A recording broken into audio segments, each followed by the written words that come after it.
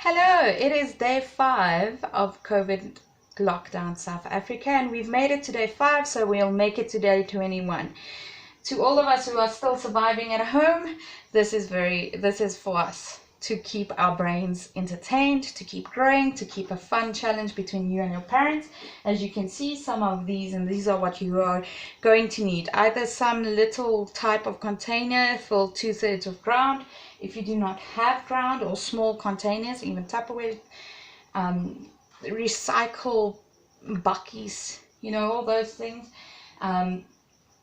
Ground if you do not have ground, or seeds. You'll find, I'll show you how we can find easily. I'm quite a gardener, so I have quite a lot of seeds, but if you do buy a pack of seeds or have seeds at home, check the season, check that you plant it in the season that it's supposed to plant, otherwise it might not grow. It's not a good time for it to grow. Or you can just have cutlets of your root stems or your herbs. I have here cut spring onions, just the bottom part that you don't even use, the small part at the bottom. I have those, and then I have parsnips, but these are the same. Carrots are easily the same. You just cut the top part. We don't use those anyway. You just keep those out. I've kept the seeds of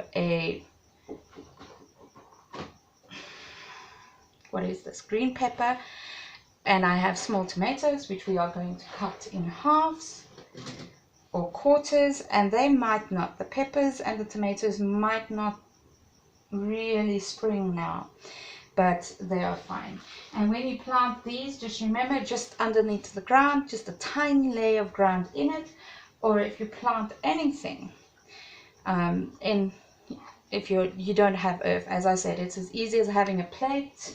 Here I have a plate with an example of my favorite seeds that I'm going to tell you about right now, and toilet paper, just one tissue, because you can fold it double, inside a plate. And I put my tomatoes half, and also just half in this one.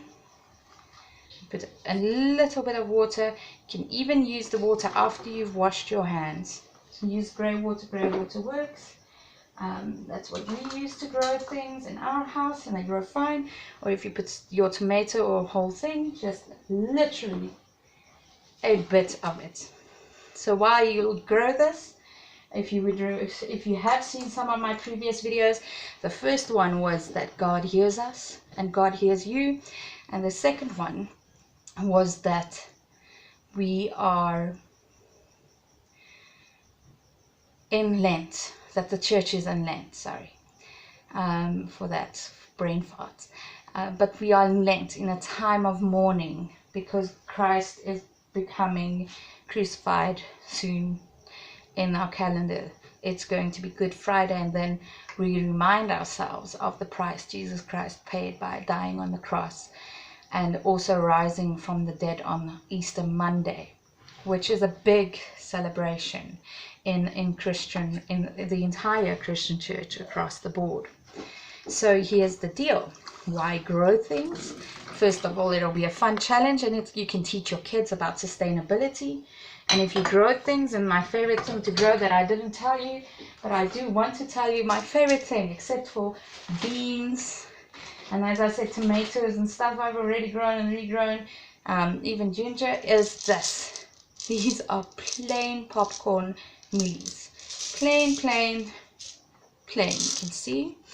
These grow very easily, and if you keep them in a pot about this size, they will even grow. They will even grow after Lent and even spring out. So, back to Lent, growing things. Sustainability, especially in this time where we do not know what our future and economy will have in the future, is growing always reminds me of the Lord's Prayer. You know the one. Our Father, thou art in heaven, hallowed be thy name. Thy kingdom come, thy will be done. And it goes on. So here's the phases. You can go read it up in Luke, and for the Afrikaans viewers, die Onse Vader gebed.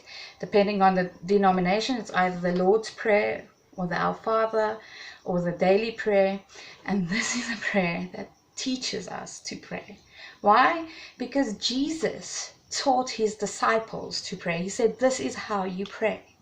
You start, first of all, hallowed be thy name, thy kingdom come, our Father in heaven. Relationship, God. Hallowed be thy name. Acknowledging where God is, who God is, the King of kings, the ruler of earth, the God that created everything. And then secondly, it moves over to our interpersonal relationships, and it's going to get tough, especially for those of us who lives 4 or 5 people in a 1-bedroom house or a shack, which has no rooms, just one space. And this challenge you can easily do like that. I mean, every person can pick a different seed from your house, your beans, your mealies, your whatever you have. And then we get to that. Forgive us our trespasses, as we forgive those who trespass against us. Vergewe ons sondes, soos wat ons die vergewe wat teen ons sondig.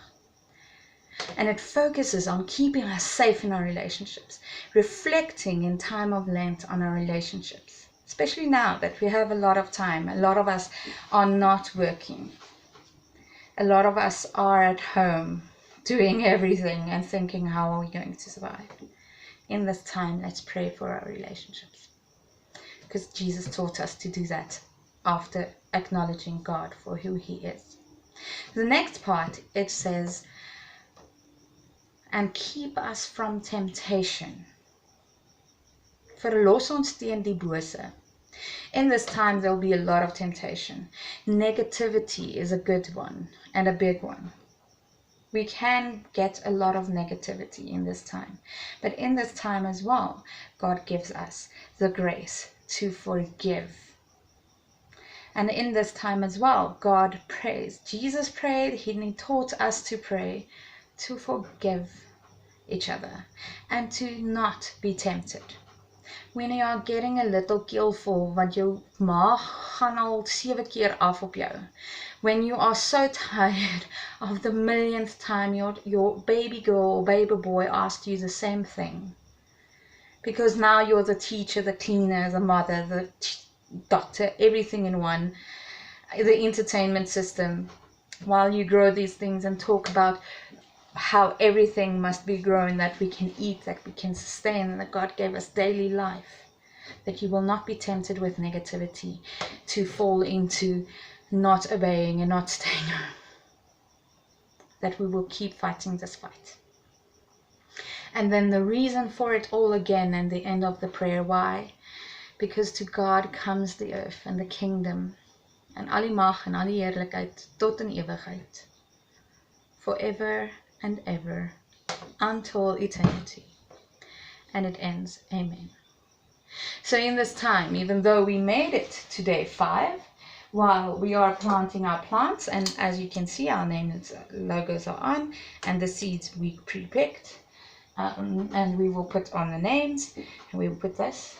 And while we do this, our wishes and prayers, and my wishes and prayers for you, is that first of all, that you will realize God is the God that created heaven and earth, that he is above all in this time of Lent, still in charge, even though it's on its head, and that God gives us our daily bread, and that as we grow the sustainable things, as we put our parsnips in just a bit of water, let them grow roots so we can put them in ground later on, you can keep them in a small bottle of water very long, that God gives us our daily bread, that God blesses our relationships, that God keeps us from temptation, and that if we pray this, it'll keep us from giving into the negativity and to the challenge and the stress of what might happen in the future, because it's prayed for.